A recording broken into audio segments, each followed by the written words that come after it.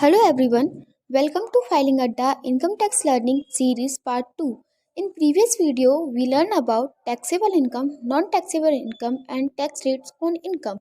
Now, in this video, we learn about heads of income, deductions allowed from income, gross taxable and net taxable income.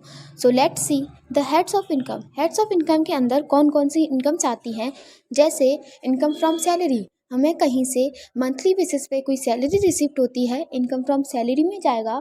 Income from house property, हमारी कोई house है जो हमने residential purpose पे rent पे दे रखा है, वहाँ से जो रेंट रिसीव होगा इनकम फ्रॉम हाउस प्रॉपर्टी में जाएगा। इनकम फ्रॉम पीजीवीपी, हमारा कोई बिजनेस है या हम किसी प्रोफेशन में वर्क करते हैं, वहाँ से जो भी अर्निंग होती है इनकम फ्रॉम पीजीवीपी में जाएगा। इनकम फ्रॉम कैपिटल गेन्स, हमारी कोई असेट्स है जिसके परचेज सेल पे कोई गेन रिसीव होता है, कोई प्रॉफिट जनरेट होता है, इनकम फ्रॉम कैपिटल गेन्स में जाता है। इनकम फ्रॉम अदर सोर्स, हमें dividend, lottery, betting, interest etcetera इन किसी अदर वे से हमें इनकम रिसीव हो रही है, किसी अदर सोर्स से इनकम जनरेट हो रही है, इनकम फ्रॉम अदर सोर्स में जाएगा। इसके बाद deductions allowed from income, deductions allowed from income जो 80C से 80U के अंडर आते हैं, जैसे कि deductions in respect for certain payments, हमने कोई पेमेंट्स किए हैं जिनके हमें डिडक्शंस मिल सकती है, जैसे कि PPF, provident funds, recognise fund etcetera. अगर इसमें हम पेमेंट करते हैं 80C के अंदर डिडक्शंस मिलेगा। मेडिकल इंश्योरेंस प्रीमियम लिया था जिसका हम पेमेंट करते हैं 80D के अंदर डिडक्शंस मिलेगा।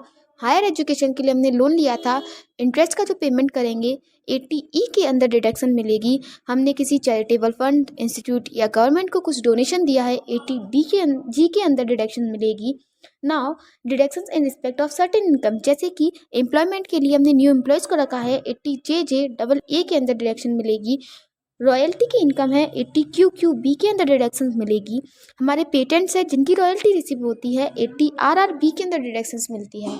इसके अलावा कुछ अदर्स इनकम है जिसकी डिडक्शन मिलेगी, जैसे कि सेविंग बैंक अकाउंट से हमें इंटरेस्ट रिसीव होता है, 80TTA के अंदर डिडक्शन मिलेगी।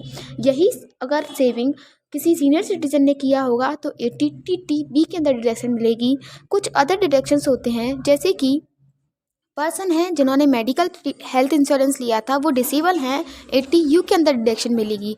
नाउ जो हमने अभी अब 5 हेड्स पढ़े थे, जैसे income from salary, house property, PGBP, capital gains and other source, इन 5 हेड्स के अंदर से जो भी इनकम जनरेट हुई है उस पूरी टोटल इनकम को हम ग्रॉस टैक्सेबल इनकम बोलते हैं। इस ग्रॉस टैक्सेबल इनकम में से 80C से 80U के डिडक्शंस को जब लेस करते हैं, देन हमारी नेट टैक्सेबल इनकम निकल के आती है, जिसमें हम टैक्स पे करते हैं। Thank you and don't forget to subscribe Filing Atta channel for more legal updates and knowledge.